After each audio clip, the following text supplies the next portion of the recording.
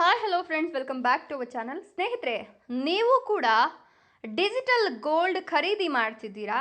ಹಾಗಾದರೆ ಹುಷಾರಾಗಿರಿ. ಸೆಬಿಯಿಂದ ಖಡಕ್ ಎಚ್ಚರಿಕೆ ರವಾನೆಯಾಗಿದೆ.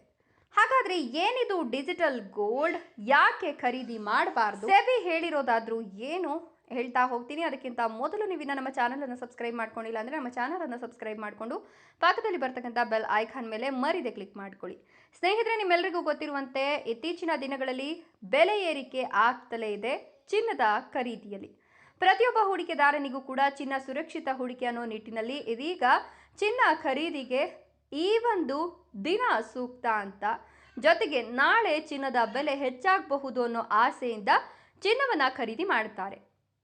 ಏನೋ ಡಿಜಿಟಲ್ ಗೋಲ್ಡ್ ಅಥವಾ ಇ ಗೋಲ್ಡ್ನಲ್ಲಿ ನೀವು ಕೂಡ ಹೂಡಿಕೆ ಮಾಡ್ತಿದ್ರೆ ಜಾಗ್ರತೆಯಿಂದ ಇರಬೇಕಾಗತ್ತಂತೆ. ಭಾರತೀಯ ಷೇರು ಮತ್ತು ಪತ್ತೆ ಪತ್ರಗಳ ಮಂಡಳಿ ಇದೀಗ ಹೂಡಿಕೆದಾರರಿಗೆ ಆನ್ಲೈನ್ ಅಥವಾ ಇ ಗೋಲ್ಡ್ನಲ್ಲಿ ಹೂಡಿಕೆ ಮಾಡ್ತಿದ್ರೆ ಎಚ್ಚರಿಕೆಯಿಂದ ಇರಬೇಕು ಅಂತ ಹೇಳ್ತಿದೆ.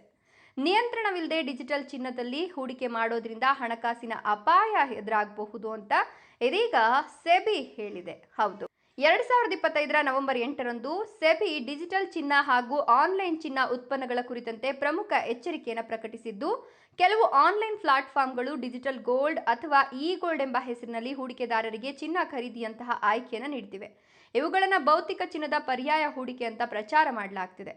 ಆದರೆ ಸೆಬಿ ಇದೀಗ ಡಿಜಿಟಲ್ ಚಿನ್ನ ಉತ್ಪನ್ನಗಳು ಯಾವುದೇ ಅಧಿಕೃತ ಹೂಡಿಕೆ ಸುರಕ್ಷಿತ ವ್ಯವಸ್ಥೆಯನ್ನು ಒಳಗೊಂಡಿರೋದಿಲ್ಲ.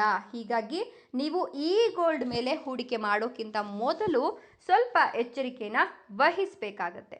ಆನ್ಲೈನ್ ಮೂಲಕ ಚಿನ್ನದಲ್ಲಿ ಹೂಡಿಕೆ ಮಾಡುವ ಒಂದು ವಿಧಾನ ಇ ಗೋಲ್ಡ್ ಅಥವಾ ಡಿಜಿಟಲ್ ಗೋಲ್ಡ್ ಆಗಿದ್ದು, ಮೊಬೈಲ್ ಆ್ಯಪ್ ಅಥವಾ ವೆಬ್ಸೈಟ್ ಮೂಲಕ ಚಿನ್ನವನ್ನು ಖರೀದಿಸಿ ತಮ್ಮ ಹೆಸರಿನಲ್ಲಿ ಸೆಕ್ಯೂರ್ ಮತ್ತು ಇನ್ಸೂರ್ಡ್ ವಾಲ್ಟ್ಗಳನ್ನು ಸಂಗ್ರಹಿಸಬಹುದು ಅಂತ ಹೇಳಿ ಈ ಒಂದು ಫೋನ್ಪೇ, ಗೂಗಲ್ ಪೇ, ಪೇಟಿಎಂ ಹೀಗೆ ಒಂದಷ್ಟು ಅಪ್ಲಿಕೇಶನ್ಗಳ ಮೂಲಕ, ಒಂದಷ್ಟು ಆ್ಯಪ್ಗಳ ಮೂಲಕ ಹಣವನ್ನು ಇಂತಿಷ್ಟು ಅಂತ ಕಟ್ಕೊಂಡು ಹೋಗೋದಾಗಿರುತ್ತೆ. ಬಟ್ ಈ ರೀತಿಯ ಹೂಡಿಕೆಗಳು ಸುರಕ್ಷತೆಯನ್ನು ಹೊಂದಿರೋದಿಲ್ಲ ಅಂತ ಹೇಳಲಾಗ್ತಾ ಇದ್ದು, ಡಿಜಿಟಲ್ ಗೋಲ್ಡ್ ಅಥವಾ ಇ ಗೋಲ್ಡ್ ಹೂಡಿಕೆಗಳು ಮಾರುಕಟ್ಟೆಯಲ್ಲಿ ಸೆಕ್ಯೂರ್ ಆಗಿ ಇಲ್ಲದೇ ಇರತಕ್ಕಂಥ ಕಾರಣ ನೀವು ಈ ರೀತಿಯ ಹಣವನ್ನು ಹೂಡಿಕೆ ಮಾಡಬೇಡಿ. ಹೂಡಿಕೆದಾರರು ಸಾಧ್ಯವಾದಷ್ಟು ಕಾನೂನುಬದ್ಧವಾಗಿರ್ತಕ್ಕಂಥ ಹೂಡಿಕೆಗಳ ಮಾದರಿಯನ್ನು ಕಂಡುಕೊಳ್ಳಿ ಅಂತ ಹೇಳಲಾಗ್ತಿದೆ. ಇದರ ಬಗ್ಗೆ ನಿಮ್ಮ ಅನಿಸಿಕೆ ಅಭಿಪ್ರಾಯಗಳನ್ನು ಕಮೆಂಟ್ಸ್ ಮಾಡಿ. ವಿಡಿಯೋ ಇಷ್ಟ ಆದರೆ ಲೈಕ್ ಕೊಟ್ಟು ಶೇರ್ ಮಾಡಿ. ತಪ್ಪದೆ ನಮ್ಮ ಚಾನಲನ್ನು ಸಬ್ಸ್ಕ್ರೈಬ್ ಮಾಡ್ಕೊಳ್ಳಿ. Thank you.